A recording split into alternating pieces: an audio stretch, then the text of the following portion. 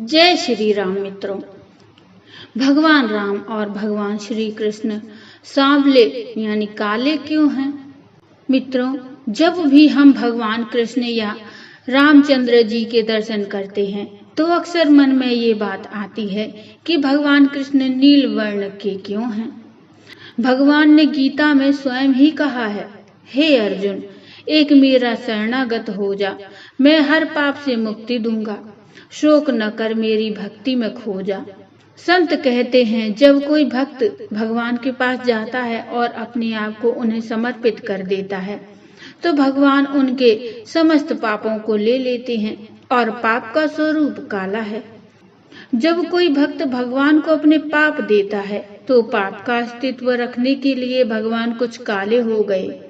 जैसे भगवान शिव ने जब समुद्र मंथन से निकले विष को पिया और उसे गले में धारण कर लिया, उसकी मर्यादा के लिए उनका कंठ नीला हो गया और वे नीलकंठ हो गए। उनका एक नाम नीलकंठेश्वर हो गया। कहीं कहीं ऐसा भी कहते हैं कि जल समूह अथाह अनंत गहराइयों और विस्तार को लिए हुए होता है, तब उसमें नीलिमा छलकती है। ऐसे ही निर्मल प्रेम के सागर भगवान श्री कृष्ण, श्री रामचंद्र जी आदि अनंत विस्तार लिए हुए हैं। यही कारण है कि श्री कृष्ण नील वर्ण है, भगवान राम भी सांवले हैं। राम जी के नीले वर्ण और कृष्ण के काले रंग के पीछे एक दार्शनिक रहस्य है।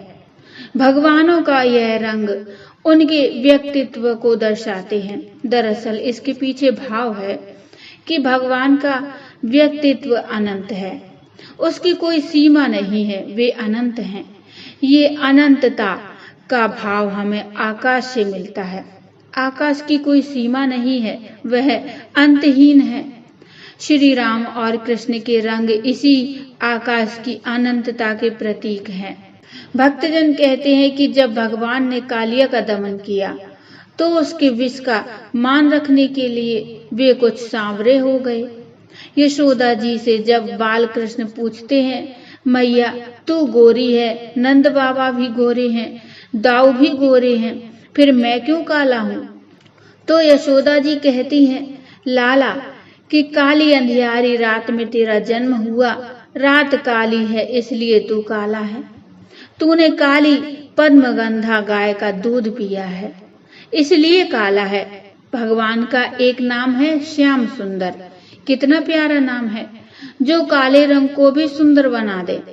श्याम अर्थात काला और सुंदर जो गोरा होता है उसे तो सभी सुंदर कहते हैं, पर हमारे श्याम सुंदर तो ऐसे हैं जो काले होने पर भी सुंदर हैं। श्री गोस्वामी तुलसीदास जी और सूरदास जी भक्त कवि थे। श्री तुलसीदास जी को भगवान श्री राम जी का भक्त कवि माना जाता था और सूरदास जी को भगवान श्री कृष्ण का भक्त कवि माना जाता था। एक व्यक्ति ने अपना सारा जीवन भगवान कृष्ण के लिए गाते हुए भगवान कृष्ण की स्तुति और सुंदर कवियों का निर्माण करने में लगा दिया। श्री कृष्ण के अनन्य भक्त, कृष्ण प्रेम और माधुर्य की प्रतिमूर्ति, हिंदी साहित्य के सूर्य महाकवि संत शिरोमणि श्री सूरदास जी जन्म से ही अंधे थे। उन्होंने अपना पूर्ण जीवन भगवान श्री कृष्ण की भक्ति आराधना में दिया। कहते हैं, जब भी सूरदास जी भजन गाते थे तो भगवान श्री कृष्ण एक बालक के रूप में आकर उनके सम्मुख आकर बैठ जाते थे। उनका एक हाथ अपने मुख पर होता और बड़े ही ध्यान से भगवान श्री कृष्ण अपने भक्त सूरदास जी का भजन सुनते थे। जब भगवान के प्रति सच्ची आस्था हो तो भगवान के कलयुग में भी दर्शन हो सकते हैं। श्री गोस्वामी तुलसीदास जी और श्री सूरदास जी को कलयुग में ही दर्शन हुए। गोस्वामी तुलसीदास जी को प्रथम दर्शन भगवान श्री हनुमान जी के हुए और फिर चित्रकूट में भगवान श्री राम के दर्शन हुए। सूरदास जी जब भजन गाते थे, किसी संकट में होते थे तो भगवान श्री कृष्ण एक बालक के रूप में हमेशा उनके सम्मुख आकर उनका भजन सुनते और उनकी सहायता करते थे। कहते हैं, भगवान को प्रसन्न करने में ना कोई विकल्प चाहिए, ईश्वर भक्ति में सच्चे मन का हमेशा दृढ़ संकल्प चाहिए। धन होने के बाद हमारे दुख समाप्त हो जाएंगे एवं हम सुखी हो जाएंगे, यह हमारा भ्रम है। सुखी होने के लिए मन को तृप्त एवं प्रसन्न रखना अत्यंत महत्वपूर्ण है। संसार की कोई भी वस्तु, व्यक्ति एवं पदार्थों से हम कभी न तृप्त हुए एवं ना ही हो सकते हैं, क्योंकि प्रसन्न रहना अंदर का विषय है एवं अंदर परमात्मा विराजमान है।